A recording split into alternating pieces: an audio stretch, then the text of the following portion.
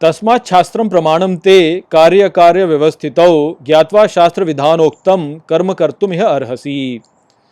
नमस्कार मित्रों, ये जो श्लोक है भगवद गीता के 16वें अध्याय का 24वां श्लोक है, जिसे हम आज गहराई से समझेंगे। तो आइए सबसे पहले इसके अर्थ को समझते हैं। तो जो श्लोक है वो कहता है, तस्मात् शास्त्रम प्रमाणम ते, अर्थात इसलिए शास्त्रों के प्रमाण द्वारा, कार्य अकार्य व्यवस्थितौ, अर्थात तुम अपने करने और न करने को व्यवस्थित करो। ज्ञात्वा शास्त्र विधानोक्तम, अर्थात जान करके शास्त्रों में कहे गए विधान को कर्म कर्तुम यह अर्हसि, अर्थात यहाँ कर्म करने का प्रयास करो।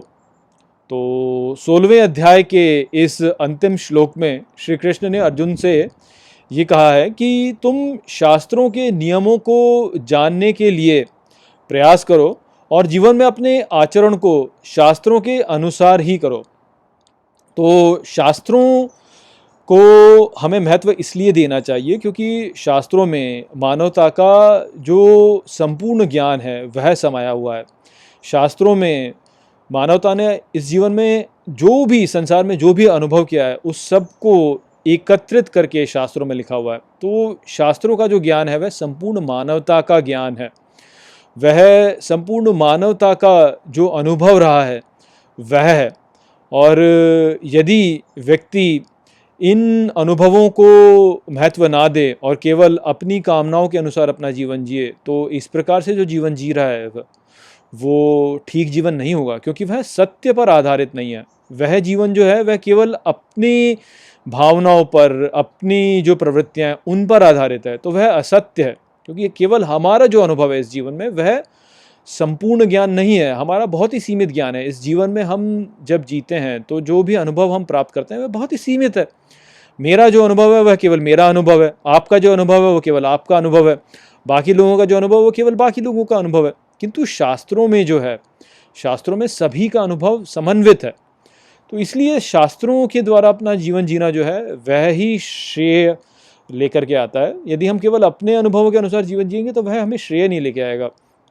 केवल स्वयं के अनुभव के आधार पर अपना जीवन जीना सुख और सिद्धि प्राप्त करने की अपेक्षा नहीं की जा सकती उसके द्वारा, क्योंकि वह बहुत ही सीमित है। ऐसी अभिप्सा करना कुछ ऐसा होगा कि आप केवल अपने शरीर में जो आपने रोग हैं प्राप्त किए हैं उन रोगों का केवल विश्लेषण करें और बोले कि मैं तो बहुत बड़ा वैद्य हो गया क्योंकि मैंने अपने शरीर के जो भी मेरे रोग थे उन सबको ठीक प्रकार से समझा। तो ये वास्तव में श्रेय नहीं लेकर के आता है। जीवन में किसी भी कठिन समस्या का जब सामना हम करते हैं तो उस सामना करने के लिए हमारे लिए उचित ज्ञान हमारे लिए है नहीं, क्योंकि हमारा जो जीवन में जो अनुभव रहा है वह बहुत ही सीमित है। और इस कारण से कोई भी समस्या यदि आती है तो उसका यदि हमें समाधान प्राप्त करना है तो केवल अपने अनुभव से उसका समाधान हम नहीं प्राप्त कर पाएंगे। वह तो हम उसमें बहुत सारी गलतियां कर बैठेंगे हम। वहीं पर यदि हम शास्त्रों का संदर्भ लें, शास्त्रों के द्वारा हम उस समस्या का सामना करने का प्रयास करें, तो तब हमारे लिए एक शस्त्र उपस्थित है। क्यों? क्योंकि वहाँ पर संपूर्ण मानवता का जो अनुभव है वह हमारे लिए उपलब्ध हो जाता है। और जब संपूर्ण मानवता का अनुभव हमारे लिए उपलब्ध हो जाता है तो फिर हम किसी भी समस्या का सामना बहुत ही ठीक प्रकार से कर सकते हैं। विज्ञान में ही देख लीजिए ना आपकी, यदि कोई इंजीनियर है वह कुछ बनाता है तो बनाने के लिए वह कितना अध्ययन करता है, पिछले के सारे शास्त्रों का अध्ययन करता है, तब जाके कहीं उसे इतना ज्ञान हो पाता है कि वह कुछ नया बना पाए। या जो वैद्य है वह जब किसी भी रोग का निवारण करता है किसी भी व्यक्ति में, तो वह कितने सारे शास्त्रों का संदर्भ लेता है, तब जाके वह उस रोग का निवारण कर पाता है। तो इसी प्रकार से हर व्यक्ति को वास्तव में शास्त्रों का संदर्भ लेना चाहिए अपने जीवन में समस्या का यदि उसे सामना करना है तो। क्यों? क्योंकि वहीं पर जो है संपूर्ण मानवता का ज्ञान उसे उपलब्ध हो पाता है और वह ठीक प्रकार से अपने कार्यों को कर पाता है और समस्या का सामना कर पाता है। होता क्या है वास्तव में कि लोग सोचते हैं कि नहीं, विशेष रूप से आज के समय पे आप देखिए जैसे स्टार्टअप हो गया, लोग बोलते हैं स्टार्टअप बनाएंगे हम, मैं इनोवेटिव हूँ बहुत ज़्यादा, मैं नए नए आइडियाज़ लेकर के आता हूँ। ऐसे बोलते हैं कि नए नए आइडियाज़ लेकर के आता हूँ मैं बहुत इनोवेटिव हूँ। और बोलेंगे कि फिल्मों में जो है पुराने आइडियाज़ लेकर के जो उसी को फिर प्रस्तुत कर देते हैं आपके लिए, इनोवेटिव कुछ है ही नहीं, कुछ नया कोई ट्राई करता ही नहीं है, इस प्रकार से बोलते हैं। अब आप इसको बात को समझिए ठीक प्रकार से कि जब कोई नया कार्य किया जाता है तो वहाँ पर आप नया ज्ञान उत्पन्न कर रहे होते हैं, तो वह जो नया ज्ञान होता है वह वास्तव में श्रेष्ठ नहीं हो पाता है, उसमें बहुत सारे फेलियर्स हो जाते हैं। 90% जो स्टार्टअप होते हैं वो फेल हो जाती हैं। कोई भी जो नई फिल्म ऐसी होगी जो कि नया आइडिया लेकर के आएगी, वो फिल्म फेल हो जाएगी, बहुत अधिक संभावना होती है कि वो फेल हो जाएगी। इसीलिए बॉलीवुड में पुराने पुराने आइडियाज़ को लेकर के जो है उसी पर उसे किसी नए रूप में ला करके सामने रखा जाता है। क्यों? क्योंकि वह जो आइडिया है उसको पिछले समय में जो है उसको बहुत ट्राई कर लिया गया है, उसको बार बार उसका उपयोग किया गया है, बार बार उसका पालन किया गया है। तो लोग जानते हैं कि इस प्रकार से यदि फिल्म बनाई जाएगी तो ये फिल्म जो है ये हिट होएगी। कोई नया आइडिया लेके कोई फिल्म बना दी जाएगी तो वह हिट भी हो सकती है और फ्लॉप भी हो सकती है, और पैसा बहुत सारा लगाया जाता है उसमें, तो फिल्म के फ्लॉप होने की संभावना बहुत अधिक बढ़ जाती है। तो ये भी एक इस प्रकार से आप समझिए इसको, स्टार्टअप में भी पैसा लगाया बहुत सारा तो पर फेल हो सकती है स्टार्टअप। तो यदि कोई वेंचर कैपिटल वाला है वह अपना सारा पैसा एक ही स्टार्टअप में लगा दे तो उसका सारा पैसा डूब जाएगा, क्योंकि नया आइडिया है। नया आइडिया जो है उसके फेल होने की संभावना बहुत अधिक है कि वह विफल हो जाएगा।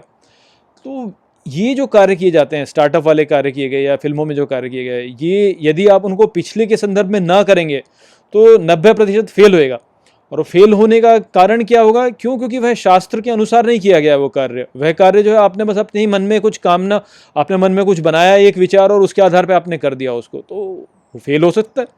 तो ठीक इसी प्रकार से जो है जीवन में जब हम समस्या का सामना करते हैं तो अपने मन से कुछ भी लेकर के बोलें कि नहीं ऐसे इसका समस्या का समाधान हो जाएगा, तो वह ठीक नहीं है। उसमें जो है फिर आप अपनी कामना के अनुसार कार्य कर रहे हैं, तो उसमें आप श्रेय प्राप्त नहीं कर पाएंगे। और आध्यात्म में भी वह ही बात लागू होती है फिर, कि शास्त्रों के अनुसार यदि आप अपने जीवन को नहीं चलाते हैं, अपने जीवन का जो आपका आधार है वह शास्त्रों के अनुसार नहीं होता है, तो फिर आपको जीवन में श्रेय नहीं प्राप्त होगा, आपको जीवन में सिद्धि प्राप्त नहीं होगी। सिद्धि प्राप्त करनी है तो शास्त्रों के अनुसार अपने जीवन को चलाइए, तभी आप जो है जीवन को आगे बढ़ा पाएंगे। तो यह संदेश यहाँ पर श्री कृष्ण का है। तो अपने जीवन में अपने मूल्यों को यदि आप निर्धारित करना चाहते हैं तो शास्त्रों के अनुसार उन्हें निर्धारित कीजिए, कि जो बड़े बड़े हमारे ज्ञानी गण रहे हैं उनको जो अनुभव उन्होंने किया उसको उन्होंने शास्त्रों में लिखा है, तो वह ही वास्तव में श्रेय लेकर के आता है। तो यही संदेश यहाँ पे था इस श्लोक में। आशा करता हूँ कि मैंने इस श्लोक को आपको समझा दिया होगा। और यहाँ पर हमारा भगवद गीता के 16 अध्याय के सभी श्लोकों का अध्ययन समाप्त होता है। अब मैं अगले वीडियो में आपको इस अध्याय का सार प्रस्तुत करूँगा। तो चलिए इसके साथ इस वीडियो को यहीं पर समाप्त करते हैं। नमस्ते।